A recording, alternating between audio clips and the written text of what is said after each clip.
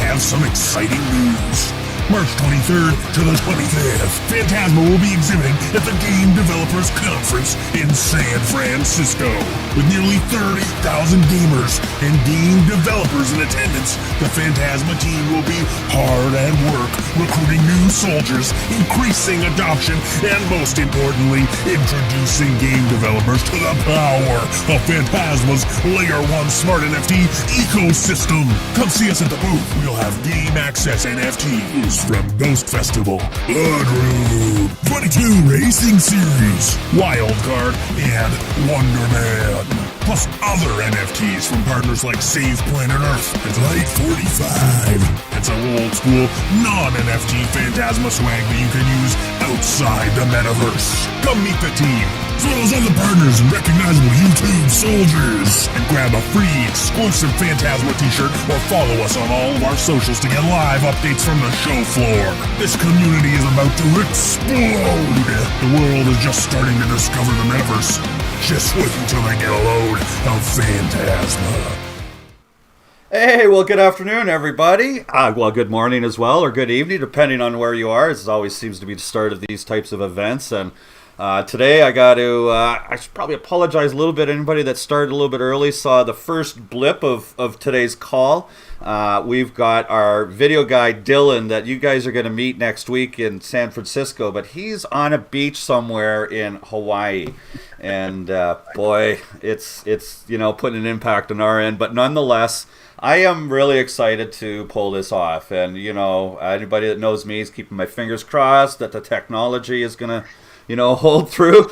But I've got two new friends here today. And I want to introduce them as friends, as new friends, because as you guys know, we are going to San Francisco next week. We've got half the Phantasma team is going. We've got our booth, we've got all of our gear, all of our giveaways, we've got games being launched. And what was something that was really cool with this event was some of our partners that had been quietly working on a game or a different way, rolled up their sleeves and said, we want to go to California too. And so I had the privilege of meeting Derek and Alan and got to learn about them a little bit over the last few weeks. And SOULdiers, I am really excited to share today's event today because we are going to be talking with some of the creators of a pretty cool game. And this game is going to be playable on the Phantasma chain really, really soon. So we're going to be talking about some of those things. I think we got the date. It's public live in front of you guys as April 6th.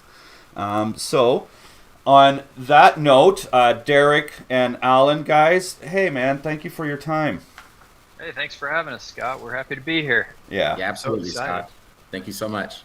I gotta say, I am looking forward. I've been saying for quite some time, Phantasma's got to get belly to belly now that we are, through a lot of these tough times, and it's going to be fun to meet you guys. And working with people on a camera, and then actually meeting them is a fun trip. It's and all our team is like that. So you guys will be able to see my little belly, my nobody knows that bottom half.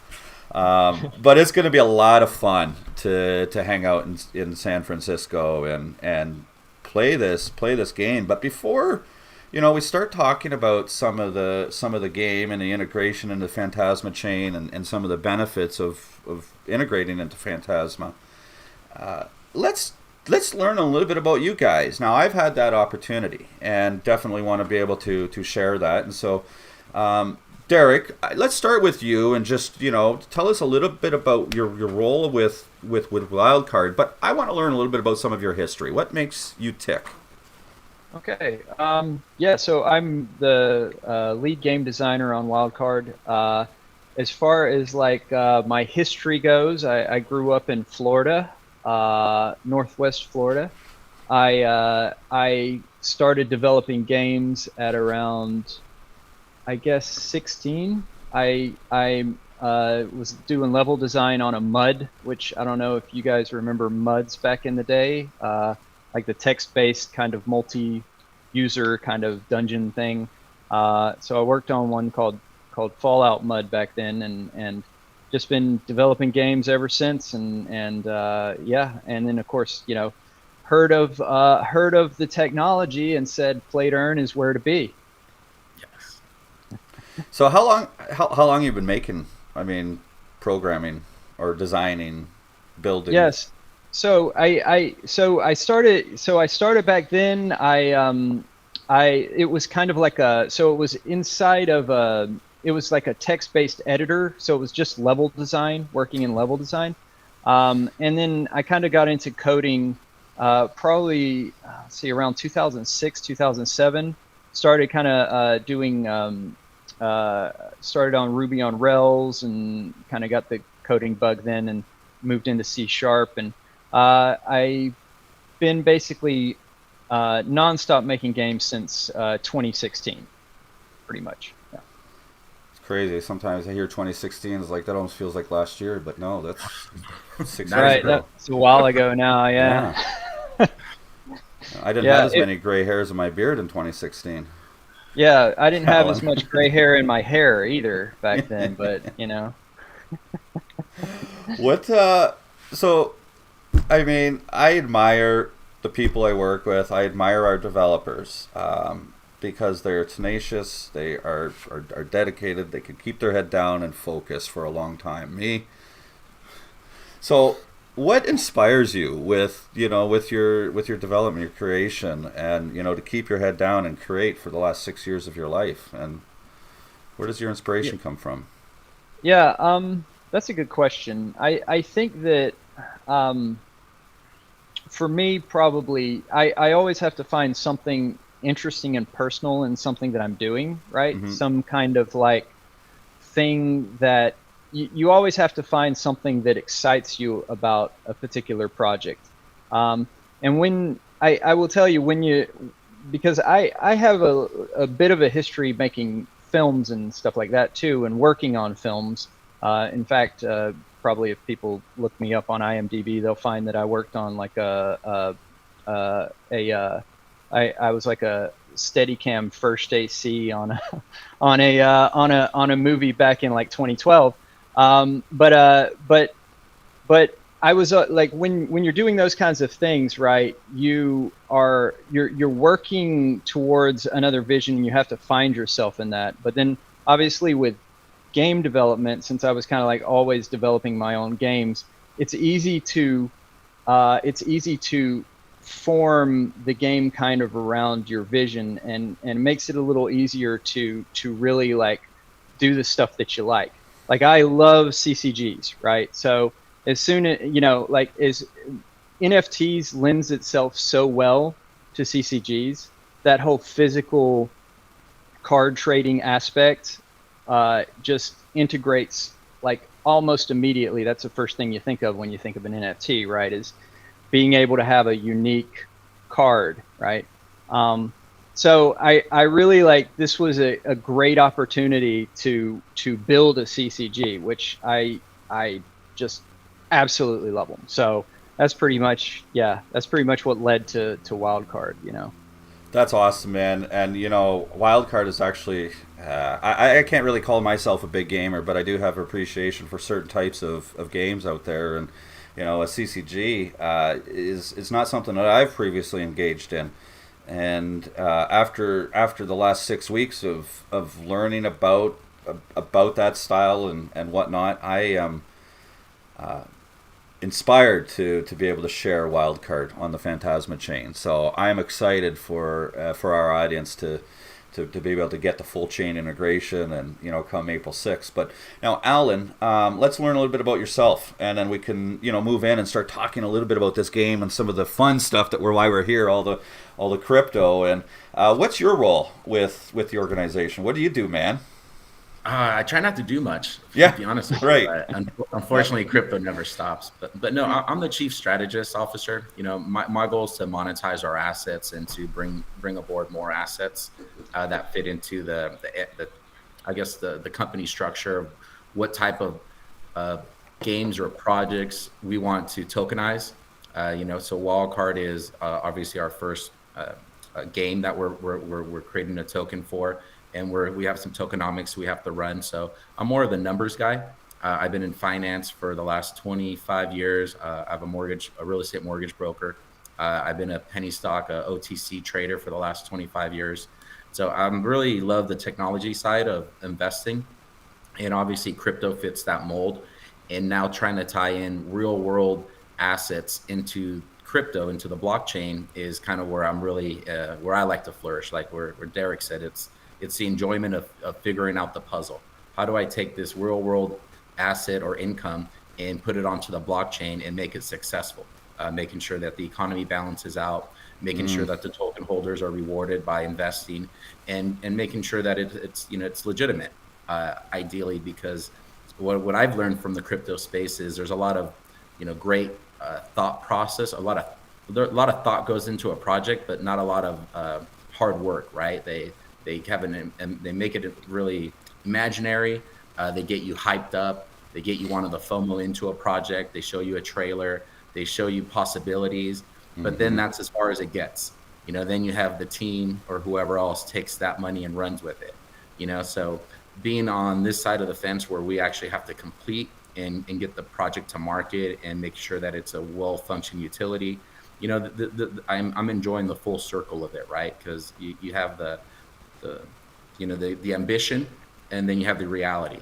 So the great part about our team here with Derek and Wildcard is, we're really ambitious, but we realize that it takes a lot of hard work and dedication to actually bring the project to market.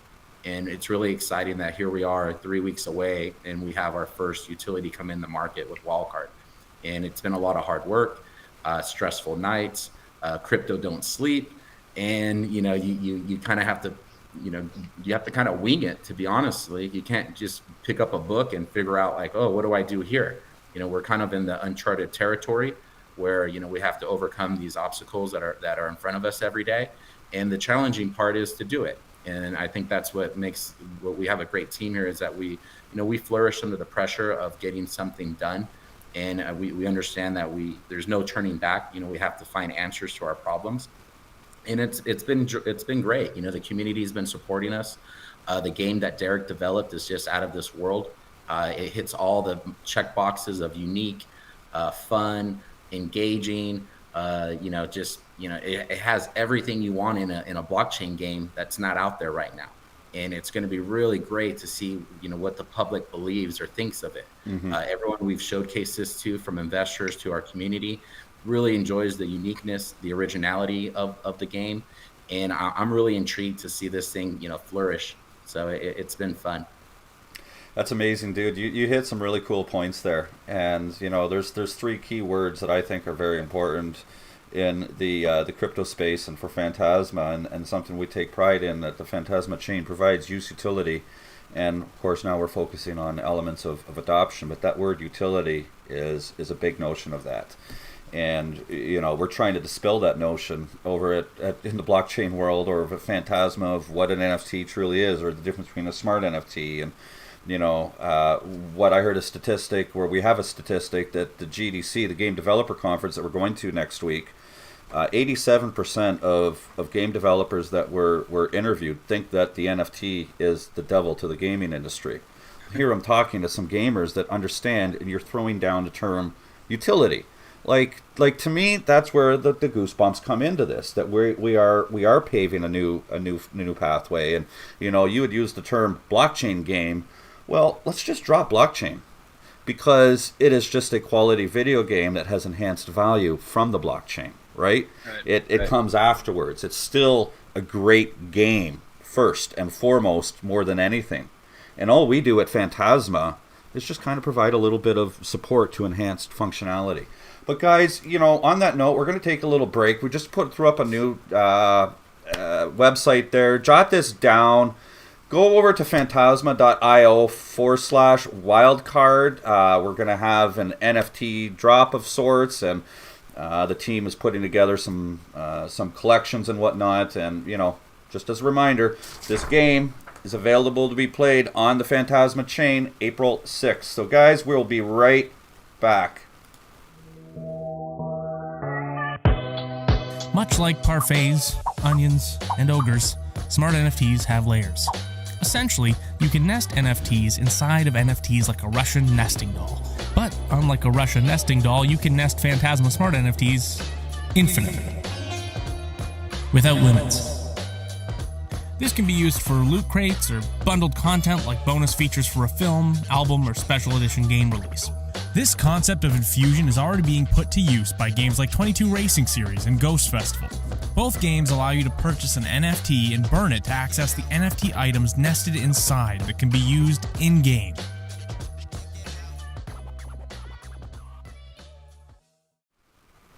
All right, thanks, guys. All right, that's fun. Hitting that button. Trying to be the editor, director, actor, producer, all those hats. This hat right here. And we talked about that, Alan. You'd mentioned that. And we're going to dig into a little bit of crypto here and the aspects of that. But a growing organization and wearing multiple hats and having to do different things. And before this, you said something to me that I really liked. I'm going to steal it from you. And you said, crypto doesn't stop. It's like 24 hours. And I'm thinking, well, I know dude doesn't work 24 hours, but maybe share that, the way you put that, because I loved it, the way crypto is. Oh, it's the challenge, right? Like I'm used to, I work hard, I can put in a 12-hour, 15-hour day. And, when you end, usually everything ends with you. So if we're working, we're in the office, whatever setting we're in, you put in your 8, 10, 12-hour days, somebody goes home, you eventually go home, and you come back to the same situation. Nothing's really changed too much, right? Someone maybe did a few extra hours of work, great, you kind of catch up really fast. But with crypto and being part of this project here, it's you come back and you're it's like the whole room changed. Like nothing's where it is. You have to spend time catching up on, well, who did what, why did they do it, was it done right, and it's just an ongoing, it's just ongoing. It never ends. It's crazy. And you wake up and the whole world changes. It's like you can't go to bed. Like Derek, do you see that? Do you see that? What's going on in his eyes and his smile and his face and his dimples, and like you can just see the passion he's got. That's what's awesome. And if you're anything like me, I'm inspired by the people I work with because I see that in their eyes. And they're working the 10, 12, 14-hour days and come back and things changed. But Derek, you're the lead here. So what happened? Where did you cross that line? Because us over at Phantasma, we're looking to find indie developers such as yourself, and you hit that crypto wall at some point in time, and somewhere that light bulb went on. How did all that come together from you coming from your programming world and meeting crypto? Gotcha. So for a while I'd had like kind of like a CCG in the back of my brain that I'd wanted to make, and then basically I kind of fell in for like I guess the beginning of January, kind of that time frame, right? I kind of fell into crypto, started looking around, started researching, doing that kind of stuff, and then basically the thing just came about like of putting the two together, right? Like I actually didn't know really the term play to earn gaming or play to earn at the time in which I said, oh well, we could just make these things like NFTs, and we could just we just have you like each card be like completely unique, and and then in the process of researching and looking through it to like talk about the idea and the business of it, I found like all of these other like play to earn games that existed, and I was like, well, that's interesting. And then I kept doing more of a deep dive, if you will, and eventually landing on the fact that obviously Phantasma has smart NFTs, and I was like, okay, I need to research some of this smart NFT stuff. So like I started I watched some videos on YouTube about it. I kind of started thinking about that. I'm like, this is really the future. To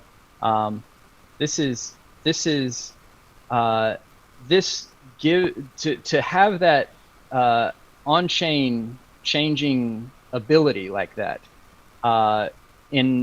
for a card, right? Because I see a lot of the idea that physical idea of playing with a card, right? There used to be that trade-off that you had with a Magic card. You'd play with a card, but then you might not want to play with it because it kind of damaged the card a little bit, and so you kind of had that quality.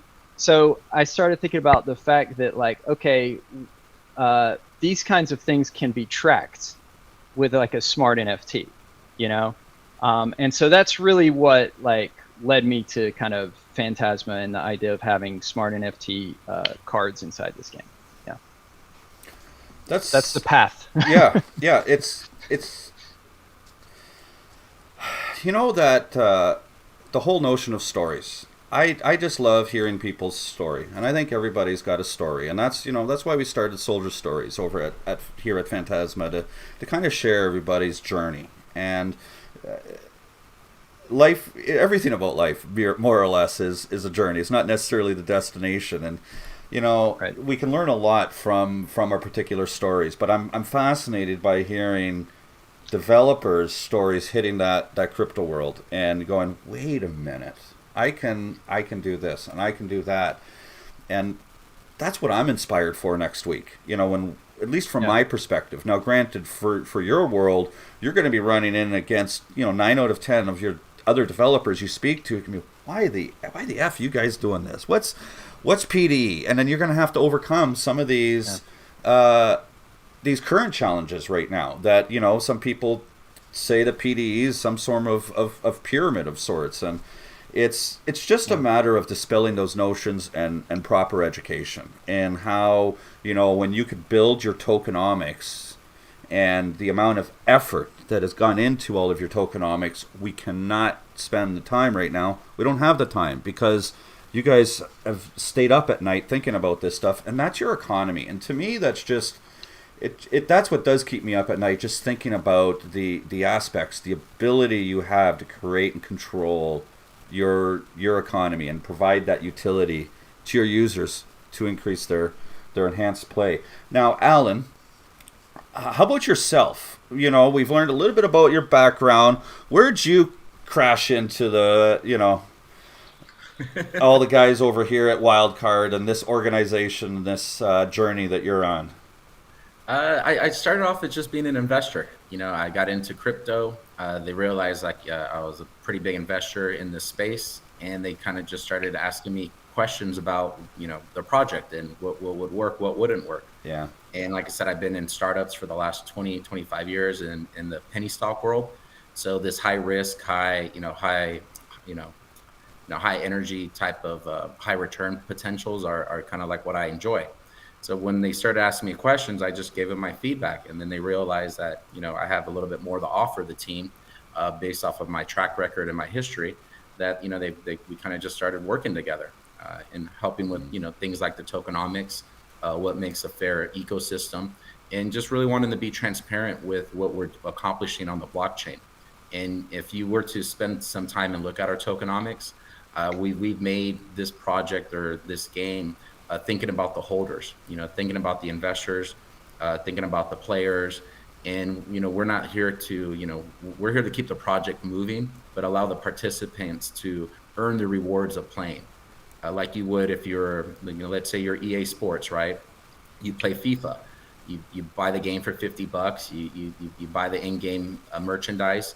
But at the end of the day, you have nothing else to show for it besides what you purchased. Mm-hmm. So with our tokenomics, we allow the players and the investors to be the investors, to actually earn the value of what comes into the ecosystem through our, through our through our tokenomics. We put the majority of the profits back into the liquidity. So if there's enough liquidity, then there's enough funds for the players to earn.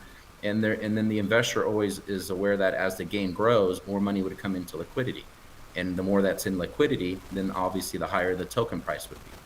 So it's an easy conversion. I guess you say more liquidity equals higher payouts, which equals higher token value, and then that way everybody in the ecosystem benefits. If you're the investor, you benefit. If you're the player and you're earning tokens, you benefit. And then obviously us as a company benefit. The more users we obtain, the better we can make our game, and the more we can go into marketing and developing of the game, and we can add more bells and whistles. So I kind of just started off as the guy in the room that had a lot of insight or feedback, and then eventually I just took a bigger position, helping our company diversify into different real world assets, kind of like Wildcard is our first utility that will have a real world asset, having a real game, having a real company behind the game. And we just happen, like you said, we just happen to put it onto the blockchain. So the first most important thing about this game is the game. It's not the tokenomics, it's not the NFTs. Is this a fun game to play? Are you intrigued? Is it unique? And it is. It's amazing game. And then being able to just add the blockchain element to it is awesome. And then when we heard about smart NFTs, Derek and I were in Miami, and I was really against going into too many new chains. I really wanted to go with a more successful chain. And then meeting Derek obviously provided me with all the insight of Phantasma and the abilities that you guys will allow our game to adapt and really make it a first of its kind type of project. It felt like, let's take it, let's risk it. Let's go with Phantasma. We met the team, they're great. You guys all were passionate about what you guys are doing. We felt like it was the right chain for the right time for us to showcase the real asset, which would be the utility within the game. And we took it a little step further as we met with the team and we developed our tokenomics. We were actually able to provide a profit sharing model for the NFTs. So now, because of the Phantasma platform, you can level up your NFT to a high enough level that will include you into our profit sharing program for the NFTs.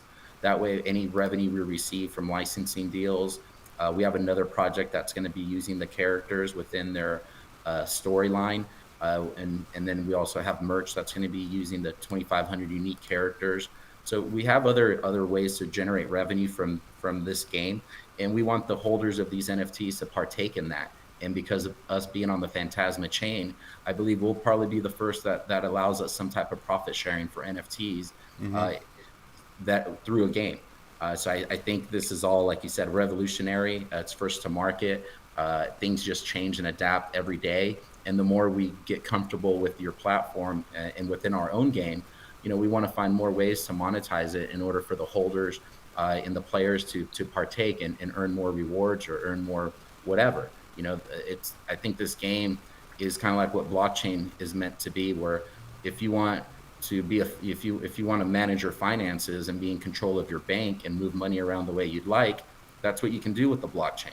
And now with decentralizing gaming and getting it onto the blockchain, I feel it's just the same thing now, but for gaming, where the gamers, the players can do what they like with their assets. They could sell them, they can keep them, they can do what they like. They're in control of it.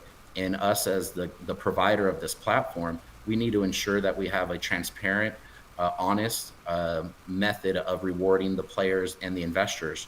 And when you look at our tokenomics, it might take a while for it to sink in, but there's nothing else out there like this. We went through every big game out there, and we realized, what's wrong with their ecosystem.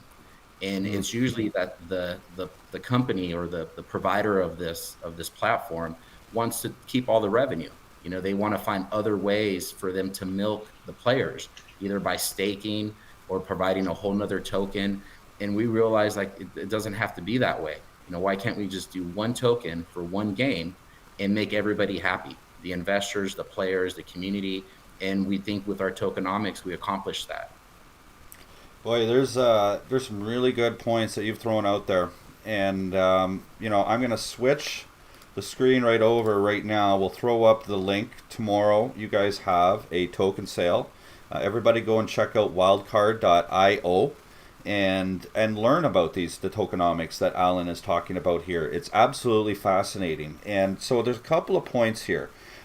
You said that you were, a penny stock trader. You were, both you and I had shared that passion and were involved in trading. But the world of crypto is a little different. I find that a lot of traders have come into this crypto space and really try to create and treat the crypto space like the stock market, and you can't. But it sounds like the same thing happened to you that happened to me. I came into the crypto space to trade, and I ended up finding and falling in love with the project, started to invest my time into this thing, and just got so excited by it. And it's how, maybe I can help here, maybe I can help here. Well, that was 2 years ago, and my whole career is now shifted. And, prior to that, one of my gigs was a business coach, and I was a business coach to thousands of different students around the world, and I also had a mentor, and something that I would try and teach, but my mentor taught me. You just said it yourself, and I absolutely love it. Is you follow your passion, and the money will follow. You chase your passion, and the money will follow. And that's something that I'm getting from both of you guys here. Not that today's objective is to talk about profiting, but us as human beings, let's face it, we live in a capitalistic market, and that's a part of the lives that we lead. But if we can enjoy that at the same time, and pardon the pun, it's a game changer. And it just makes the people you work with so enjoyable and getting those, achieving those goals. Now, it's interesting. I am now spending more and more time talking to developers, Alan, Derek, and trying to learn from you guys as to what makes you guys tick and what can we do over at Phantasma to attract the adoption. Let's face it, these are some of our goals here. And you pointed out a couple of points there, Alan, that, Phantasma we don't have the market capitalization or the current growth of say, Solana that's out there. But you came to Phantasma because of our technology. Now, we do recognize that our smart NFTs have value, and we can provide that. Well, let's face it, competitors can build that, but there's other aspects too. In terms of, like, you said you took a risk. Let's take a risk. Well, we try to mitigate that risk with interoperability. And right now, we are a interoperable chain with our fungible tokens. And you said you wanted to hear something, Alan, that was big coming down the way, right? Yeah, there's a little carrot being dropped, a little bit of a hint, because there's the other side of that fungible token, right? There's a little N that goes in front of that. And that's also a digital asset. And, how we take control of our digital assets and how these digital assets can be moved around, hint. And these are things that we try to do to mitigate that particular risk so we can offer solutions to you guys. But anyhow, folks, we're going to go and just take a short break, one last break, and we're going to come back and talk a little bit more about this token sale, talk a little bit about our plans over at the Game Developer Conference next week when I get a chance to meet these guys and hopefully have a beer and after a long day, and have some fun, talk about this game that's coming out. So We're going to be right back, guys. Let's say you've just earned a new sword in the awesome new RPG you're playing. Let's call it, let's say Sword Cats. No? Really? Man, fine. Let's take a look at Ghost Festival instead. Now let's say you've just received a new hammer, and that hammer itself is a unique smart NFT. Now that you truly own the hammer and it's in your wallet, you could turn around and sell it on the marketplace. Or you could keep playing with that hammer, leveling it up, and even infuse it with additional elements to power it up. All of your progress and the power you've infused it with are a part of the smart NFT. So now, if you decide you want to sell it, it's even more powerful and more valuable than when you got it. Now, let's say an influencer has just finished a playthrough of Ghost Festival, and now they're hosting a giveaway where one of their lucky fans gets the hammer that they played the entire game with. It's customized and leveled up, and because of the very nature of the blockchain, the NFT can be certified to have come directly from the influencer. Imagine the value that asset would have for a member of their community. That's just one example of how the collectible nature of the NFT is amplified by the unique and upgradable nature of a Phantasma Smart NFT.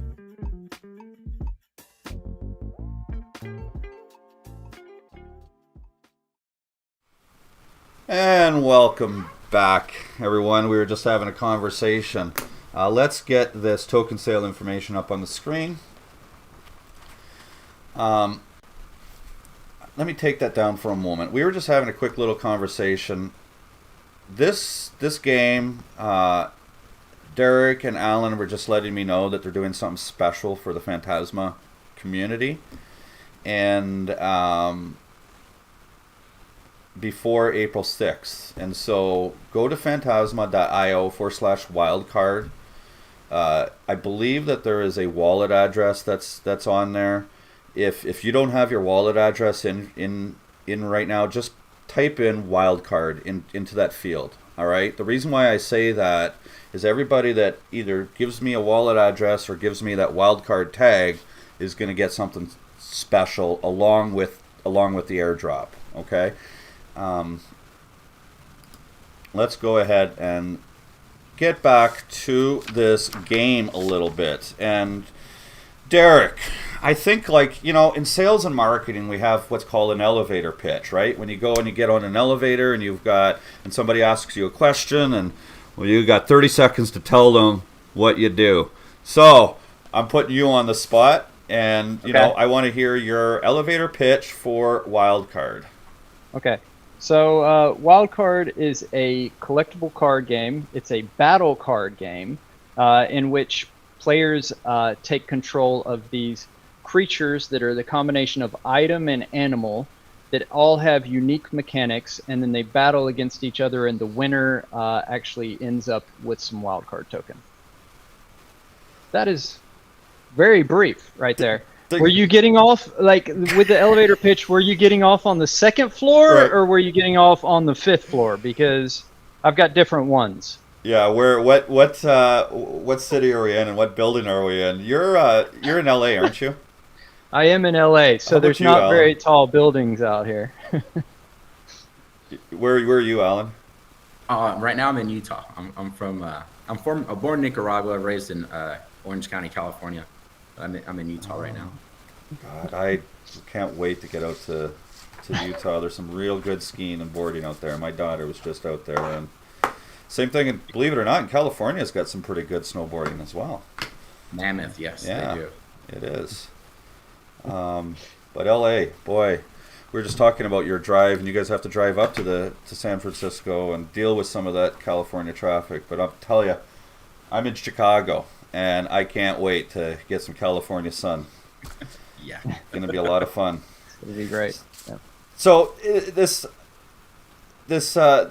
game, and let's lead into this token sale now, because this is kind of lending in and moving away from the video game part of it and the crypto part of it.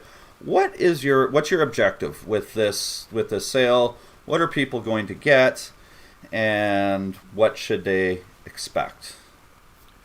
Well, obviously, we're a startup. You know, we've been investing our own capital. We've been investing our community's capital into the Wildcard project. And in order for this project to be a success, we need to continue development. We have multiple seasons on the horizon. Derek's done a really great roadmap. I think he has up to 10 seasons planned out. So we're barely going to be doing season 1. It's going to last 120 days. And then we also need to spend a lot of money on marketing. You know, these things, you know, it'd be great to go viral and make that happen. But like any successful business, you know, you need to have a marketing budget. We need to make sure that we can grow the internal team, the game developers, and whatever else is needed in order to make Wildcard a success. So the token sale would be going towards our funding to ensure that we have enough first liquidity. You know, we have to have a token that's tradable. So in order for that to accomplish, we need to have liquidity for the token, and also for the players to get paid out if they choose to sell their token. There needs to be money inside the cookie jar, right? We call it. So liquidity is a must. So 65% of our token pre-sale, along with the NFTs that we'll have sold, or our pre-sale for the NFTs on the 30th, would go towards 65% will go towards liquidity in order to get the token trading. We also want to uplist to a larger exchange. So we do have some applications that are filled out waiting to get submitted for the larger exchanges. Let's say KuCoin, Gate.io, to say the least. So ideally, that's where our funding's coming from, right? We don't have EA Sports type of money to develop and market and get this game published. You know, we're doing it the traditional way of a startup. You know, going through the pains of growth and using our own capital, using other community members' capital from their investments. Good.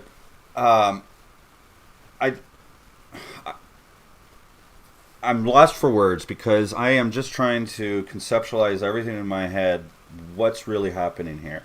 Now, I want to take a couple of steps back and point out some of the obvious here. is that you guys have created a product. I've seen the product. I've played the product. I've had other people play it, and you've got a community already today that is engaged and playing this product. You are not a crypto project that has put together a timeline and a white paper, created a community and a buzz. You've got a beautiful working product to showcase. The integration is on April 6th. Let's close a little bit of this gap here from March 16th to April 6th. That what if I was a Phantasma holder? How long is this token sale going for? Well, we're starting off with the whitelisted token sale, which if you go to our website, you'd be able to get the instructions to partake in the whitelisting sale. And if you whitelist, you'd be receiving a discount on the public sale price. So tomorrow, what we start is actually our whitelisted pre-sale. Okay. It's going to start on the 16th. It's for our community. It's for new members that choose to get whitelisted and become a token holder. So they'll have the ability to purchase. We're going to have 1 billion. We have a 10 billion total tokens. 1 billion of those tokens would be whitelisted. 50% of those would be at a 4 million market cap. The other 50% would be at a 5 million market cap. So that's going to last until March 22nd. So we're going to start the sale tomorrow. In the first batch, the first half that goes would be at a cheaper price. And then the second half that would go would be a slightly higher price. And it would last for 6 days or until it was sold out. Okay, so I go to wildcardgame.io. There's a link on there to give you my information to get whitelisted. You either approve or deny me. Are there any restrictions? No, you have to have a wallet, right? Yeah, okay, and at that point in time, what's my next step once I'm approved and whitelisted? Yeah, I believe the instructions, you go to our Wildcard Game.io for our Discord. Within Discord would have the form for you to fill out. Okay. So the requirement would be to become a member of our Discord, and then on there you'd have the form to fill out. That would include your email address and your wallet address. So from there, the process would be we would send you an email to confirm that you've been whitelisted. Mm-hmm. Then on March 16th, approximately, I know it's 12 p.m. Is it Pacific? 12 p.m. What time does it start, Derek? I'm sorry. All this time changes, UTC and all this messes me up. I think it's 1900 UTC. I'm sorry. Tomorrow, the whitelist would start, and then if we were to sell out, the first 50% would be at the lower market price, lower market cap at 4 million. The other 500 million tokens would go at the 5 million market cap. Once those tokens are sold out for the first billion, then the next public sale would be on March 22nd, where we would have 1.5 billion tokens for sale to the public at a 6.5 million market cap. Whatever, hopefully we sell out, right? That's the goal. Whatever isn't sold out, we would have the ability to resell to other investors we have that are waiting for this sale to occur. And then on the March 23rd, the token would start trading. All right, that's good. I know I threw you for a little bit of a loop when I said are there restrictions, but there has been some projects in the past, because I reside in America. I'm not able to purchase tokens. So can I flat out ask you, can Scott Gallagher go buy some tokens tomorrow? Yeah, this is an in-game utility rewards token. So per the SEC, we fit within their guidelines of not being a security. That's exactly the answer I was fishing for. And I just wanted to clarify that. So there's, anybody that's listening, it doesn't matter where you are, you're not buying a security. This is an in-game asset. And tomorrow at 1900 UTC, I'm not sure when that is. I think it's -6. So yeah, 18 to probably 4 p.m. Central Time, I guess. Time change, who knows, man? You finally catch on, and then the time changes, and you're like, oh. Yeah. And we're in that transitional period where half our electronics do it for us, the other half doesn't. I have a car that does it now, but the other car doesn't. I'm sure some people's microwaves do it. And I still actually have a VCR in my... with the 12 o'clock flashing. Anybody with gray hair understands what that means. Not our target audience at Phantasma, though, not the millennials. But anyhow, guys, we've got a lot of questions that we've got here. And, you know, we're running out of time. And we're going to be at the GDC next week. For anybody, soldiers that are watching right now, we're going to be trying to drag Derek and Alan, whomever we can. We're going to be trying to do some live streams there. We've got 4 or 5 other partners that are showing up. We've got some YouTubers that are coming wearing the Phantasma lanyard. So we're going to be really, really busy next week. So look out for some of these nice faces. But we're just going to take a quick break right now. When we come back, guys, we will answer any questions that we can. It looks like there was a lot of chat, so we'll do our best. Soldiers, we have some exciting news. March 23rd to the 25th, Phantasma will be exhibiting at the Game Developers Conference in San Francisco. With nearly 30,000 gamers and game developers in attendance, the Phantasma team will be hard at work recruiting new soldiers, increasing adoption, and most importantly, introducing game developers to the power of Phantasma's Layer 1 Smart NFT ecosystem. Come see us at the booth. We'll have game access NFTs from Ghost Festival, Blood Room, 22 Racing Series, Wildcard, and Wonderman. Plus other NFTs from partners like Save Planet Earth and Light 45. And some old school non-NFT Phantasma swag that you can use outside the metaverse. Come meet the team, as well as other partners and recognizable YouTube soldiers. And grab a free exclusive Phantasma t-shirt or follow us on all of our socials to get live updates from the show floor. This community is about to explode. The world is just starting to discover the metaverse. Just wait until they get a load of Phantasma. All right. You know, we go on those breaks and we just start talking, and it's like, we got to get back, guys.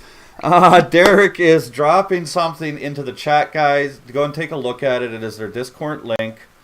And get in. Actually, Alan, why don't you just explain to everybody what you just explained to me? Yeah, Scott, you know, we're really happy to be part of the Phantasma team. You know, we chose to work on your platform for many reasons. One, obviously, is the technology. The second was your team, by hands down, is, a truly transparent, hardworking group. And it's been a pleasure being, a partner with Phantasma and helping us through our growing pains of launching this game. And what we chose to do, having a live game, we want your community to enjoy the live game. So we want to include if they go into Discord, we're going to provide a link there for them to register to be able to play the pre-alpha game. Test drive the car before you buy it. So if you like what you see, you like the way the game is structured, feel free to invest into the token and into our NFTs. That way, buyer, what do they say? You got to test drive it right before you buy it. And I feel this is a good way for us to be transparent with your community, allow your community to partake in the game and understand how it works before they have to drop any investment capital into it, if they choose to. Appreciate that.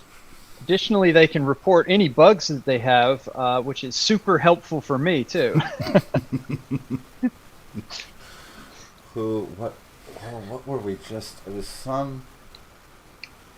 We do have to remind everybody, though, this is pre-alpha, and it's not complete for launch yet, but it's good enough where we feel that they could test drive it and get an understanding of the game and the mechanics. But it's going to completely be 1,000% better with everything Derek and the team is doing to develop this game. This is just a little piece of the pie, I guess I would say. We got some good sizzle right here, and the steak is coming. I could taste it already. There's no software on this planet that has not gone through bug iterations. It's a very, very expected process. And so you had mentioned pre-alpha, and then you move to beta, and then there's actual launch, correct? Not typical. Right. Derek, it looks like you're wearing a I helmet know of something sorts. happened to my head here. Let me see if I can fix that. Look at that! I fixed it. That's I amazing, fixed it. dude. That was awesome. You do that. Yeah, Magic. there It's is. magic. Yeah. There was a couple of points here that there was a comment in regards to KCAL and us having a dual token system, and yeah, there's definitely somebody sometimes coming into Phantasma. There is that concern, but we are a layer one, and we've got our governance token and our utility token. And for example, this is an interesting conversation that we're going to have a lot of next week. Well, where does the value come for developers? And I just want to explain that to understand why a developer may opt for a dual token blockchain. And an example of that is, well, let's face it, guys, every transaction on a blockchain uses electricity. Somebody has to pay for that. There's time and energy put into the equipment to do that. And that's the whole tokenomics of everything. And anybody that understands some other layer ones out there, like in Ethereum, as traffic starts to increase, it gets clogged up and the cost of transactions start to increase, which then who pays for that? Is that the game developer that pays for that, or is it the gamers itself? And these are questions and battles that these developers are having internally. Well, the beauty of a Phantasma is a game developer can stake Soul, create KCAL, and provide essentially low or next to zero or zero cost transactions. And an example of that is on the Pavilion Hub. All your transactions you don't need to pay for, and that's we're able to do that because of our dual token model. So I wanted to throw that in there as one of the questions. We've got another question here. Oh, you guys are gonna like this one. Homer question is, most new NFT projects are a couple of people with an idea and no actual product. Seems you guys have a working product, massive development team, marketing, legal, etc. How many people are you now? I won't answer that, but I know the answer to it because you just brought somebody else new in, correct? Yep, that's correct. So just talking about just the game development team. So the team that's making just the game, not including marketing, not including all those other things. We are now eight developers. So yeah, decent sized team, good sized team, especially for like a indie budget game, which is essentially what we are. So, well, there's a start to everything. Yeah, the way it is. It's why we leave our corporate jobs. That's right. To do amazing things like what crypto is doing. What times we're living in, huh? I mean, it's amazing. Yeah. The adoption of this technology is just going to be fascinating over the next 10 years. The industries it's going to disrupt. And even the like from the game design perspective, the way that it invigorates fun, right? Because these elements can be added to building something fun. I'll give you like a for instance, right? Nobody plays paper, rock, scissors. Like if I told you guys like let's play paper, rock, scissors right now, like you'd be like, why are we playing paper, rock, scissors? But like if I told you let's do it once a day for like a month, suddenly it completely changes the framework of that game, right? Because you guys are thinking like, oh, it's Derek played scissors yesterday, so is he going to do scissors again today, or is he going to go paper today since he went scissors? So like it changes that, right? So like with blockchain gaming, the possibility of like this whole thing of like actually winning money, right, intensifies competition somewhat, right? And so that is another layer into the fun that is built upon, you know what I mean? And not only that, but I like to I keep saying, and this is kind of like something that Jesse Schell came up with, and he's completely correct about this, but fun equals surprises plus pleasure. And with these kinds of games, right, there can be a lot of like surprises. The fact that there's 1.8 million of these Nemots possible, and you mint them and you don't know which one you're going to have, right? There's going to be that element of surprise when you do that, and that just brings kind of an excitement and a fun, and makes this game have like more life to it, you know. Well, I'll add one to that one, Derek. You know, when we're doing our tokenomics, you know, and going through the structure, how to make this thing fair and fun for everybody in terms of the rewards and making sure everyone has something of value. What really caught my eye was that the game has seasons. So you have season 1, 120 days. So after that, we stop and we do season 2. New surprises, more fun, more rare cards to collect. And everything you played in season 1 is now harder and rarer to obtain because it won't be available in season 2. And then vice versa for season 3 and 4 as it moves on. And ending the game and having seasons is what's really allowed our tokenomics to really take shape, because we get an influx of new buyers. We'll have an influx of new revenue being generated. And then that allows the holders from V1, you know, from season 1 to know that there's more revenue coming into the liquidity in season 2. So it allows the investor to know that there's something else coming for me that's fun. So if you're just an investor, you have multiple ways to invest. You can buy the cards, you can rent the cards, you can hold the cards, you can just buy the token, hold it. And if you're the player, same way. You have many ways to invest. You can keep playing, earn your tokens, earn your cards, and it makes it more challenging to figure out your exit strategy. You don't know when to get rid of it. And that's what we really enjoyed with the tokenomics is if nobody's selling, then what happens to the value of the token when the demand comes? And this completely offsets any other type of play to earn game that's out there. Every other play to earn game is cash out, stake. You know, just creating more, more selling pressure because there's no reason for you to really hold. You know, if you don't hold, someone else is going to sell and get a better value than you because their tokenomics and the way they structured the game doesn't allow for future value to increase. It's more of a deflationary value as you earn it. And we wanted to flip that on its head and do the complete opposite. We wanted to reward the players, the investors, as if they were, you know, let's say like you're in the, you know, like we do penny stocks, right?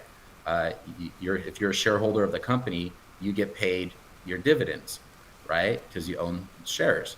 So we wanted to take this game and make it similar in terms of how it's structured, where if you own tokens, you're kind of considered, you know, holding the value, you know, you're part of the overall income of the game, right? And you can be rewarded by holding tokens. Because those tokens should increase in value as the seasons move on and progress. And then obviously you have the secondary marketplace that generates revenue. There's many ways that we generate revenue from this game, and we've decided to put 65% of that revenue right back into the liquidity. And I think other games I've seen 10%, 20%. I think one just sold out, millions yesterday at 31%. So I believe us going above and beyond and putting such a large portion of the revenue of the game right back into liquidity kind of shows you, you know, how we think of this game. You know, we're not, the company doesn't own the assets or the revenue. The revenues are owned by the holders. Mm-hmm. We take enough in order to run the business to keep the platform moving, you know, but the real revenue just goes right back to the players.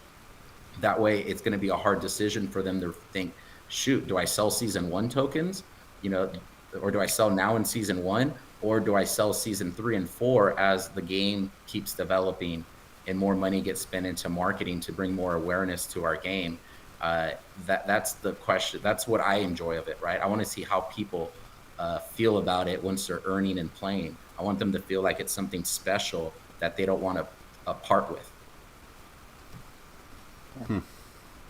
I'm really excited to meet you guys. I think we're going to have some pretty cool conversations. You know, it's one thing to have this connection, but I'm just listening to some of your visions and conversations and passions towards this. It's really, really inspiring. And you know, there's 16,000 plus projects in the crypto space today. We're going to see a lot more adoption and a lot more growth. We've seen a lot of variances. you guys have built a product. You guys have a proven product. You have thoroughly thought out all of the economics. You have looked at a multitude of different competitors and different structures, and went forth and created a product, a game that is a video game first, and then decided how to plug in all the other codes of that. And so I think, when you're coming out of the approach of a video game first, as opposed to let's build a blockchain crypto project so we can make some coin off of it, is brilliant. Your transparency that you guys have, I think, is paramount in this industry. And when you were talking about the transparency of how funds are going to be used, and if you're anything like Phantasma, we are transparent, and we believe in that because we need the community at these stages to grow. We know in 3 to 5 years, it's going to be a different marketplace for us all. So I really like that, and I'm not here to give any financial advice, but I am going to go buy some tokens tomorrow. You guys have sold me, and I definitely want to become a part of Team Wildcard. So, Excellent. Having said that, guys, look forward to meeting you next week, and look forward to playing this game. And if anybody's got any questions, you've got the Wildcard Discord. You can jump on the Phantasma Telegram. You can drop comments in the video, or heck, you can email me directly, scott@phantasma.io. It's all good. On that note, thank you guys, and have a good week. We'll see you next week.